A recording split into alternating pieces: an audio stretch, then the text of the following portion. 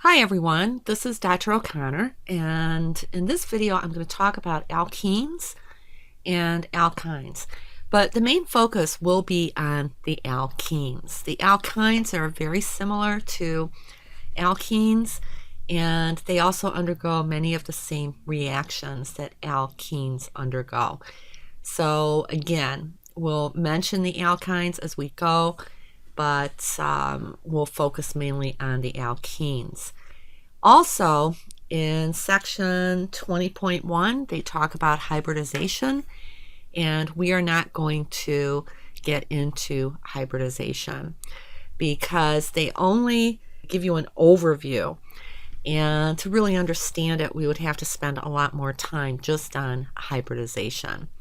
And I don't think you need to know about it. I will talk a little bit about sigma and pi bonds, but we will not talk about sp, sp2, or sp3 hybridization. So let's go ahead and start.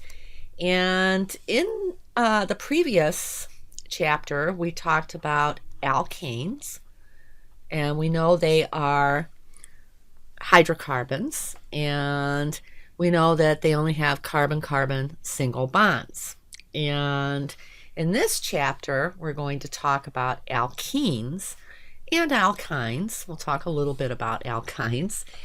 And before we do that, let's go ahead and get some of the terminology out of the way. So when we refer to a saturated hydrocarbon, we're referring to a molecule whose carbon atoms bond to the maximum number of hydrogen atoms. So in other words, only carbon-carbon single bonds. So alkanes are saturated. Now we're going to be talking about unsaturated hydrocarbons in this chapter. And these are hydrocarbons that contain a carbon-carbon multiple bond, either a double or a triple bond, to which more hydrogen atoms can be added. So alkenes are hydrocarbons that contain a carbon-carbon double bond, while alkynes are hydrocarbons that contain carbon-carbon triple bonds. Both alkenes and alkynes are what we call unsaturated molecules. So they are unsaturated because they contain double and triple bonds. Now let's take a look here. Here we have propane, which we know is an alkane, and it is saturated. There are just carbon-carbon single bonds. Here we have propene, which is an alkene, and this is unsaturated. We have a carbon-carbon double bond here. And then here we have propyne, which is an alkyne, and this is also unsaturated because it has a carbon-carbon triple bond. Let's take a look at the smallest alkene, and that is called ethylene, or the IUPAC name would be ethene. And there are over 28 million tons of ethylene produced each year, and that's produced to make polyethylene, which we find in bottles, toys, plastic bags, packaging, and all that stuff. Polyethylene is what we call a polymer, and I'll give you a brief overview of what polymers are in the next video. Ethylene is also formed in flowers, leaves, and roots, and it acts as a hormone to control seed growth. It stimulates root formation, and also it regulates the ripening of fruit. So if we expose fruit to ethylene, it'll continue the ripening process. So that's what they do when they ship fruits. They expose it to ethylene so that it will continue ripening by the time we get it. Now, let's face it, maybe they don't use enough, because many of the fruits that I see in the grocery store are certainly not ripened. But we know that they do pick fruits before they start to ripen, and a lot of these fruits are treated with ethylene. Now, I told you that ethylene is the smallest alkene. And I also told you that its name, its IUPAC name is ethene. Many organic compounds are known by their common names. So we kind of have to know both common names and the IUPAC naming. Even though I might use common names in these lecture videos, I'm only going to hold you responsible for the IUPAC names, for the systematic naming. We're going to talk about how to name alkenes and alkynes. So just like with the alkanes, we name the parent compound. So we find the longest continuous carbon chain that contains the double or the triple bond. We name the compound by adding the suffix ene or yne. So we replace the ane in the alkane with either an ene for a carbon-carbon double bond or a yne for a carbon-carbon triple bond. Step 2, as usual, we number the carbon atoms in the main chain. And what you want to do is begin at the end that's closest to that multiple bond. If the multiple bond is an equal distance from both ends, then we can begin numbering at the end that's nearer to the first branch point, if there is a branch point. We write the full name, we assign numbers to the branching substituents, and we list the substituents alphabetically, just like we did with the alkanes. Commas are used to separate numbers, and hyphens to separate words from the numbers. We indicate the position of the multiple bond by giving the number of the first multiple bonded carbon. If we have more than one multiple bond, then we identify the position of each and then use an appropriate prefix. So, for example, di, tri, tetra, and so on. For an alkene that has 2 double bonds, that would be named as a diene. If it has 3 double bonds, it would be named as a triene. So let's go ahead and practice. So again, our smallest alkene, we have a carbon-carbon double bond. Let me go ahead and draw this out for you like so. So it looks, whoops, like this. I know my drawings are not the greatest, but bear with me, please. So this is ethene, and again, it's most commonly called ethylene. You are held responsible for the IUPAC name. Propene, that's a 3 carbon, and notice the double bond between carbons 1 and 2. It's commonly called propylene. And then we have our alkyne here. We have a carbon-carbon triple bond, and this is called ethyne. And that's most commonly known as acetylene. Let's do some other examples. So let's go ahead and name this compound here. So the first thing I need to do is find the longest continuous chain that contains the double bond. So let's see here. Here I have 1, 2, 3, 4, 5, 6, 7. Or I can number it like this. 1, 2, 3, 4, 5, 6, 7. In the case where you have a double or a triple bond, that has priority as far as numbering the carbon. It has priority over the substituents. I numbered this way 1, 2, 3, and my double bond starts on carbon 3. But if I number this way 1, 2, 3, 4, my double bond starts on carbon 4. I want the lowest possible number. So we can name this then as a 3-heptene. So a 3-heptene. And we have a methyl substituent on carbon number 3. And we have another one on carbon number 4. So we have a 3,4-dimethyl. And then we have to put this together. So the name of this compound is 3,4-dimethyl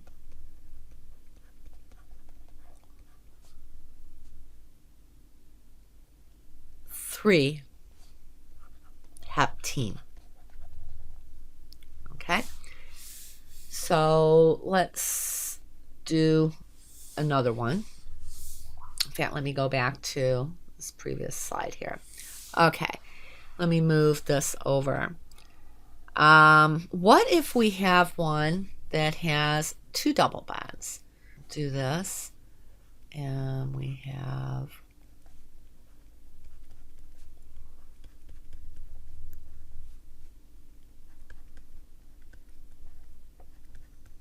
I better move this over a little bit.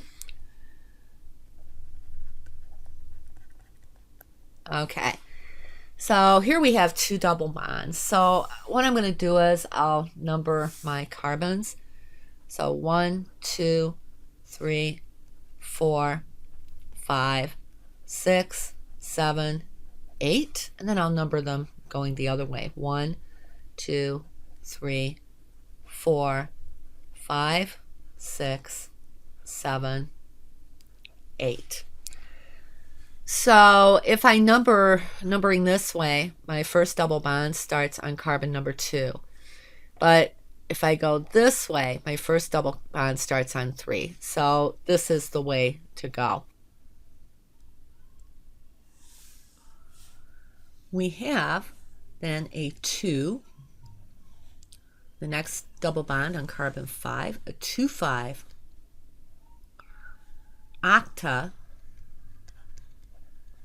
diene.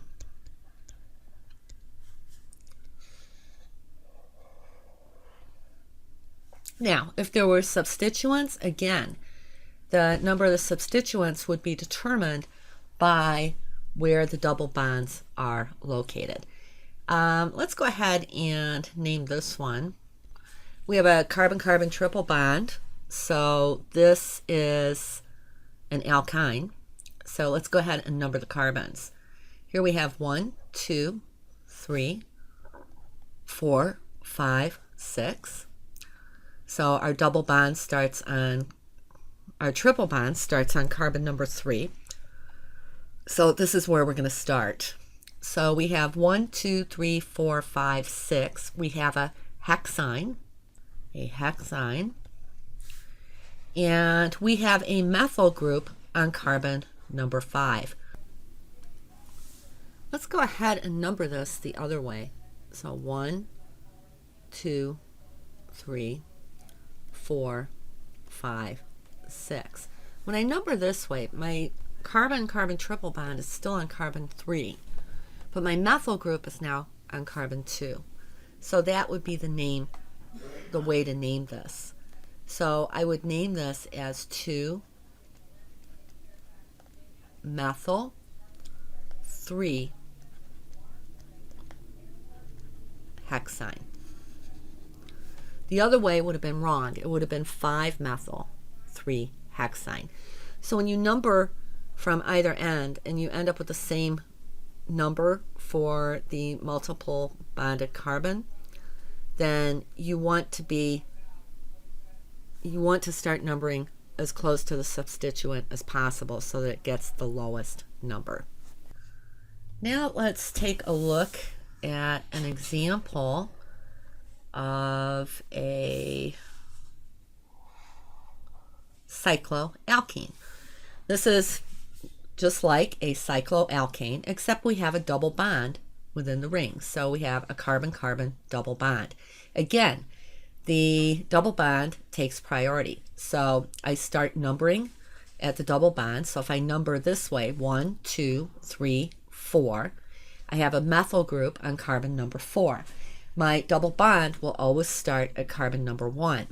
Now, let's say I were to number it this way, where this is carbon 1, 2, 3, 4, 5. Now my methyl group is on carbon 5. So I want the methyl group on the lowest possible number. So this is the way that we will number. So this would be called 4-methyl cyclohexene. Remember, if you name it as an alkane, replace the ane with the ene. Let's go ahead and look at the structure of alkenes. And alkenes can exhibit another type of isomerism called cis-trans isomerism. And this is different. These are different from the constitutional isomers, because with a cis-trans isomer, these are two isomers that have the same molecular formula, and the atoms are connected in the same way. The only difference is the groups are oriented differently in space, and that makes them geometric isomers. In fact, let me rewrite this. That's geometric isomers. So let's take a look here at 1-butene. Okay, I can write the condensed structure for 1-butene like this. So we have our double bond here, and then we have our CH2 and a CH3. Okay, so you see what we do here. We start here with the carbon-carbon double bond, and so here and here. So I look at this one, and it is bonded to two hydrogens. So I put the hydrogens here, and then this one is bonded to a hydrogen and this ethyl group. So this is how we want to draw these. And it turns out that I can only draw this one structure for 1-butene. And the same with 2-methylpropene. Again, I start with a double bond here, and then I see what's bonded to each double bonded carbon. In this case, 2 hydrogens are bonded to this one, and 2 methyl groups are bonded to this one. 1-butene and 2-methylpropene would not exhibit cis-trans isomerism. But let's take a look at this, cis-2-butene and trans-2-butene. So we start off with 2-butene, okay, and of course 2-butene would look like this. I would just, okay, so it looks like this, okay. So I just look at my first double bonded carbon, and I go ahead and attach that to the other bonded carbon. So on this one, we have a hydrogen, and we have this methyl group. And then on this carbon, we have a hydrogen and a methyl group. So notice that each double bonded carbon has 2 different groups.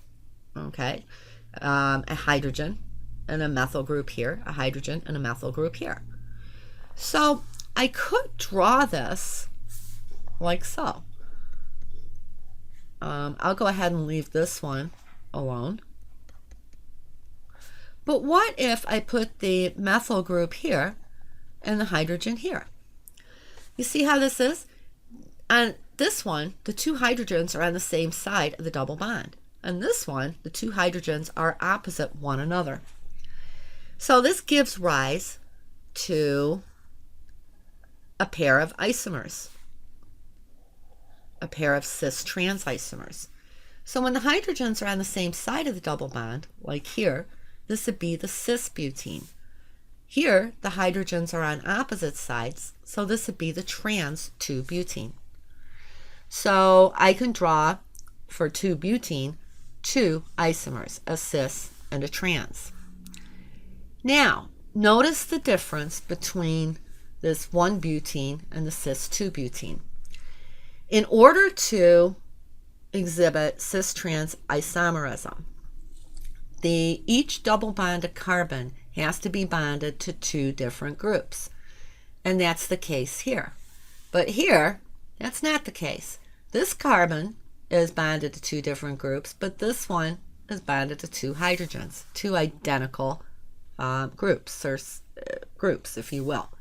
Anytime you have an alkene, when each double bonded carbon is bonded to 2 different groups, then you can have a cis and a trans isomer. And guess what? These are 2 different compounds.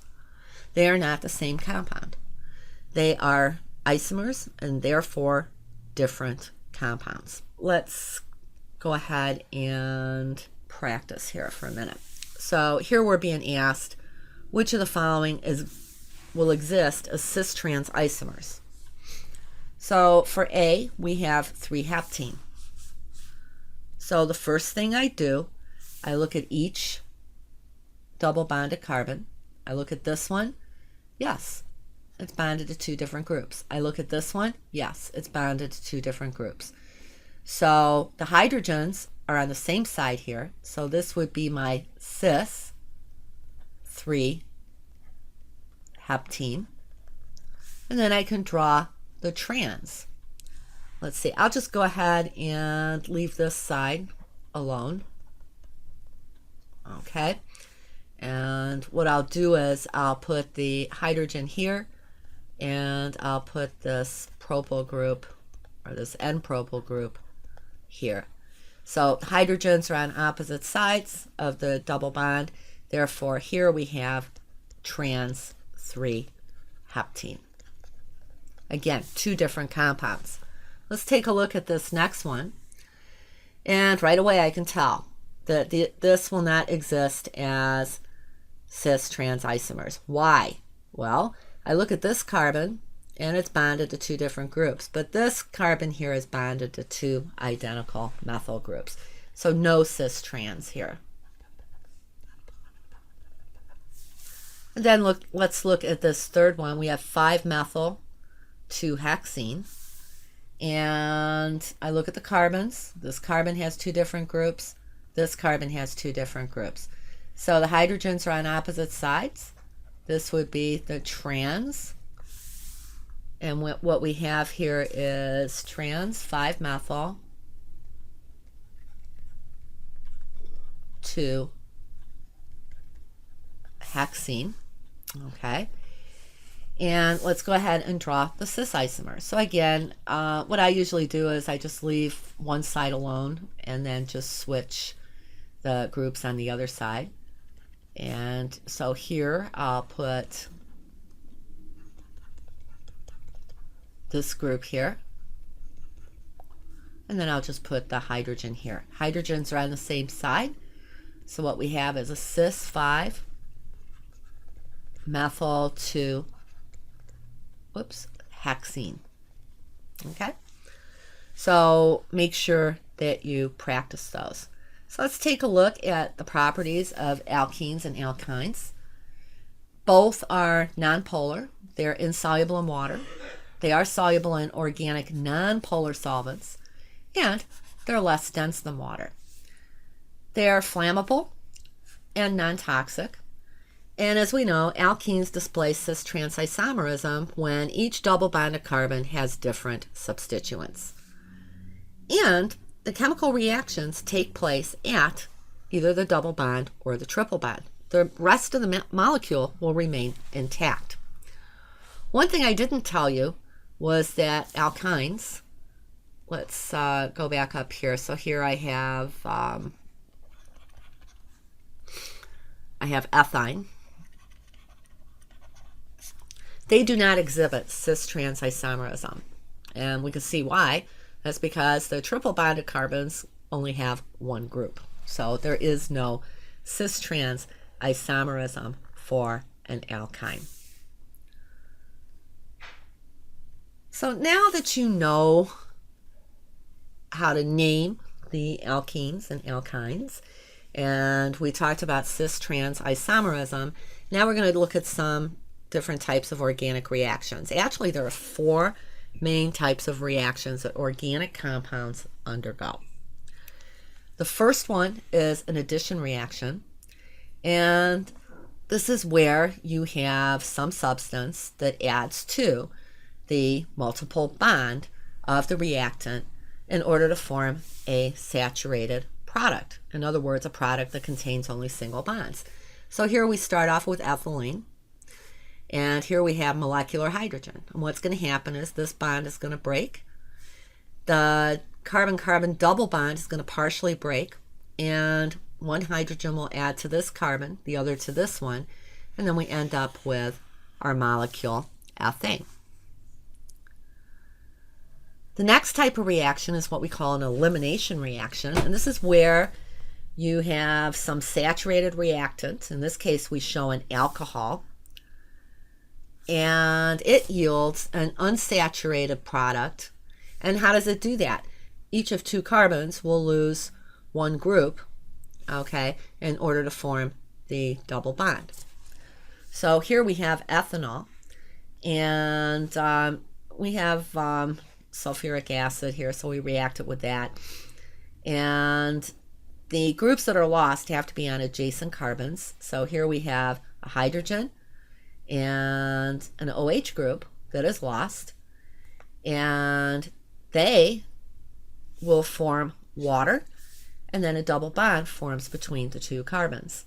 So this means that we could actually synthesize an alkene from an alcohol, and that's exactly what they do. The next type of reaction, the third type of reaction, is called a substitution reaction. And that's exactly what it is. You have an atom or group of atoms in a molecule that is replaced by an atom or another group of atoms. Okay, so for example, we can start with methane. We've already seen these types of reactions. We have this halogenation reaction, and one of the hydrogens is substituted with, in this case, a chlorine. Okay, and so in this case here, this bond breaks, and this bond breaks. The hydrogen will go with one of the chlorines to form hydrogen chloride, and the other chlorine will bond to the carbon. That's a substitution reaction. The final type of reaction is a rearrangement reaction, and this is where a molecule will undergo reorganization of its bonds in order to yield an isomer. So for example, here we have cis-2-butene, and we have sulfuric acid and catalyst, and this forms the trans-2-butene. Remember what I said, these cis and trans isomers are different compounds, and sometimes we don't want the cis, we want the trans compound. So those are the four main types of reactions in organic chemistry. And for alkenes and alkynes, most of the reactions that they undergo are addition reactions. So half of the double bond breaks, and then here we have some species, bond breaks, and then we have an atom or a group of atoms add to each one of the double bonded carbons. And what we end up with is a saturated compound, or a compound that does not contain the carbon-carbon multiple bond. So for example, I've shown you this reaction before. We can start off with an alkene and molecular hydrogen. This is called a hydrogenation reaction. And basically what's going to happen is you have this molecular hydrogen. This bond is going to break. The double bond is going to partially break, and one hydrogen will add to this carbon and the other one to this carbon, and we end up with an alkane. The reaction takes place at the double bond. So for example, I could have something like this.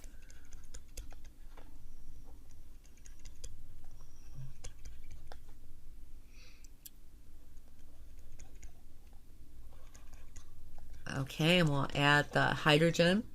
And we do need a catalyst for this. Usually palladium, nickel, or platinum catalyst. So I'll just put the palladium up here. And so in this case here, the only place that the reaction is going to occur is at the double bond. The rest of the molecule is going to stay intact. So what we're going to end up with, again, this hydrogen-hydrogen bond will break. This double bond will partially break. And what we're going to do is we're going to add hydrogen. One hydrogen will go to that carbon, and the other hydrogen will go to this carbon. Okay, and then of course we have that CH3 here. And okay, so I have the CH3, I have the carbon-carbon single bond, hydrogen adds here, hydrogen adds here, and I have this carbon here, it has its CH3, and this here. So this molecule, the rest of the molecule remains intact. This is where the chemical reaction takes place. That's hydrogenation. And let's see what we have down here. So they want us to write the structures of the products from this hydrogenation reaction. Hydrogens add here. This bond here is going to break. We have our catalyst. And the product of our reaction is this alkane right here. So we have 1, 2, 3, 4. What we have is, well, we started off with 1 butene, okay? And here we end up with butane, okay? So that's one way of going from an alkene to an alkane. The next type of addition reaction that's important for alkenes is halogenation. So this is where we add molecular bromine or chlorine to an alkene. So again, what happens here? We have the chlorine-chlorine bond, it breaks. This bond here partially breaks. 1 chlorine atom adds to 1 carbon, and the other chlorine adds to the other one. So we end up with this dihalide. We call it a dihalide, right? We have 2 halogens here, a dihalide. So let's take a look at this. We're asked what products would we expect from this halogenation reaction. We have 2-methylpropene and bromine. Well, I'm going to go ahead and draw the structure of the 2-methylpropene. Okay, so let me get rid of that. And so we want the 2-methylpropene. So we have our propene. Okay, and so on carbon 2 we have a methyl group, and then we'll have this here. So this is our 2-methyl propene. All right, and you know what, so it's not so confusing, let me erase that. And so we're reacting that with the bromine. And again, what's going to happen is this bond here is going to break. This bond here is going to partially break, and a bromine will add to this carbon and to this carbon. So what we're going to end up with is, I'll just draw it like so. We have our bromine here, and this carbon has that CH3 group. Our bromine goes here, and then of course we have our CH3. So what we have here is a dihalide, and this one is called 1,2-dibromo 2-methyl propane. Okay, don't worry about naming these. We haven't learned how to name these yet, so don't worry about that. Okay, so that is halogenation. Then we have another one that's important with alkenes, and that's called hydrohalogenation. Hydro, that must mean hydrogen, and halogenation, a halogen. So that's the addition of hydrogen chloride, hydrogen iodide, or hydrogen bromide to a multiple bond, and this gives what we call an alkyl halide. Okay, and so here we start off with an alkene, so we're only concerned about the carbon-carbon double bond here. And then what's going to happen is this bond is going to break, this bond is going to partially break, and the hydrogen will add to one of the carbons, and the bromine will add to the other carbon. And the same if we use hydrogen chloride. So what we end up with in this case is an alkyl bromide, in this case an alkyl chloride. So let's take a closer look at this reaction. So here we have 2-methylpropene, and we know what's going to happen. This bond here will break.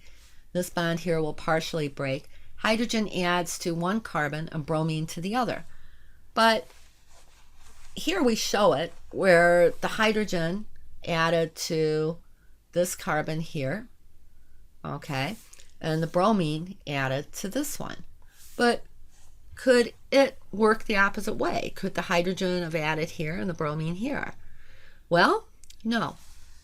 That product would not form. And that's because we have a simple rule called Markovnikov's rule.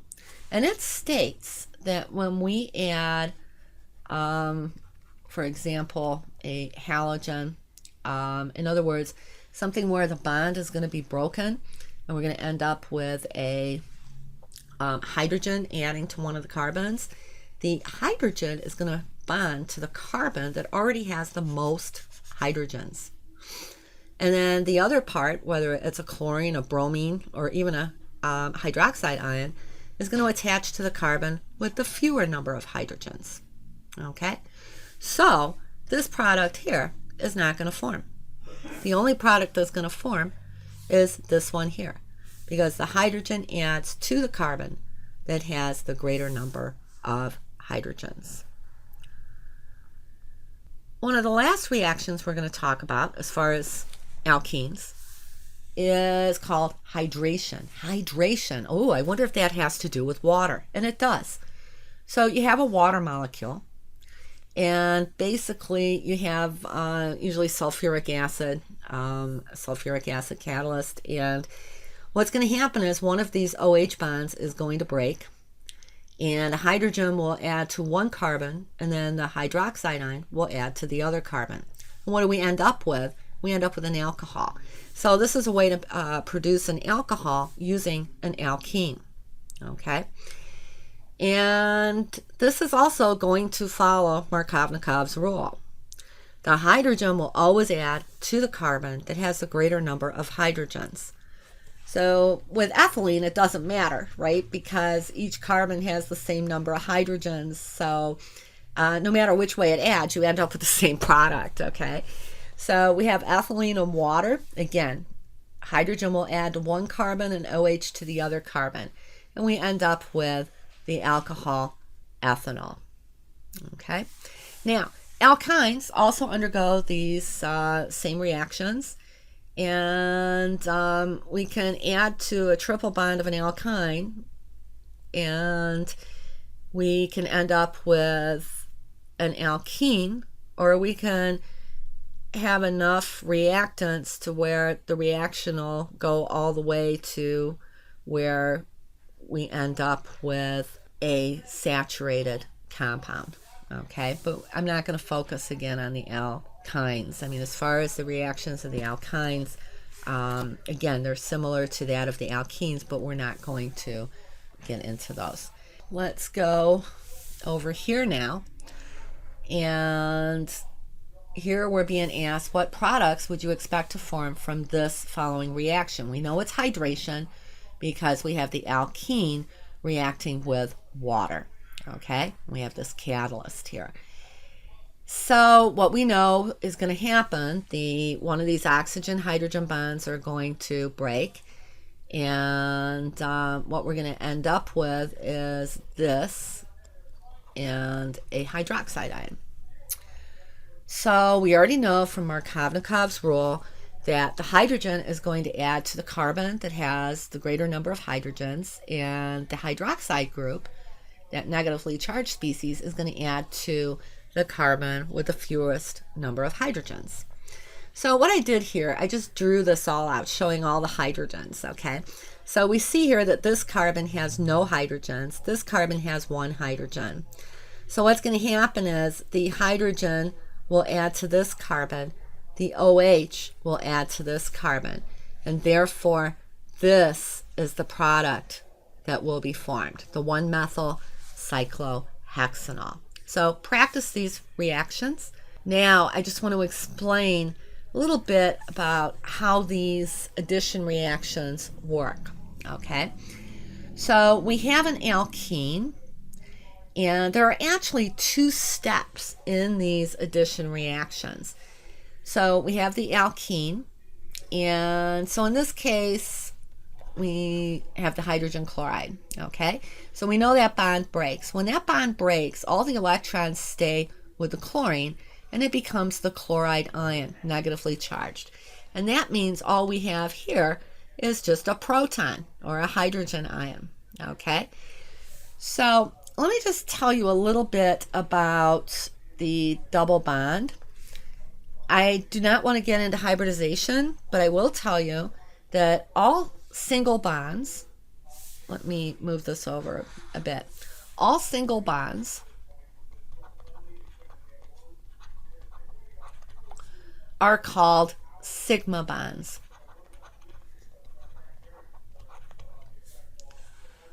Now, there's another type of bond called a pi bond,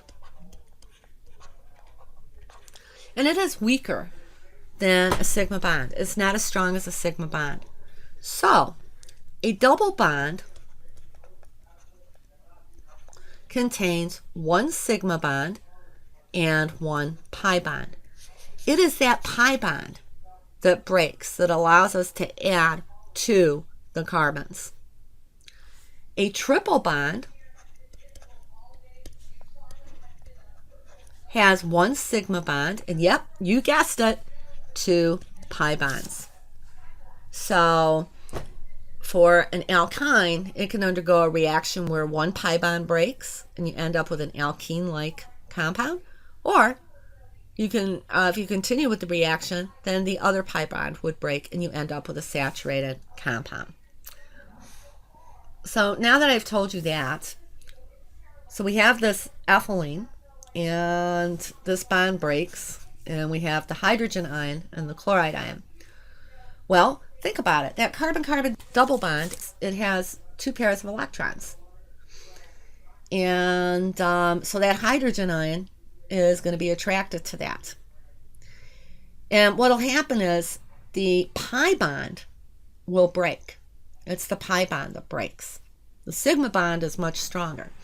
We end up with a species that is positively charged. This is called a carbocation intermediate. It's very, very reactive. It's not very stable. So the hydrogen adds to one of the carbons, and again, it's going to be the carbon that has a greater number of hydrogens. And so it adds to the to one of the carbons, and we end up with this positively charged carbocation intermediate. And this chloride ion, which is negatively charged, then will quickly react with the carbocation intermediate. And here we have a situation where we've added both a hydrogen and a chlorine atom. So this is called the reaction mechanism. So when we see a chemical reaction, we only see the overall reaction. We don't see the individual steps. This is obviously a two-step reaction. Addition of the hydrogen and then addition of the chloride ion to the carbocation intermediate. So this is a two-step reaction. So I just wanted to give you an idea of how this works. Please do not get into the hybridization. This is not something we do in an introductory course like this, although your book goes into it. But if you can just understand some of these basics that I told you, you will be fine. I'm not going to get into the stability of carbocations because you do not need to do that. I'm not going to give you those types of reactions where you have to determine the more stable species. Go with Markovnikov's rule and you'll be just fine. This other material is for a more advanced organic chemistry course, but I do want you to know these reactions that I talked about, how these alkenes react.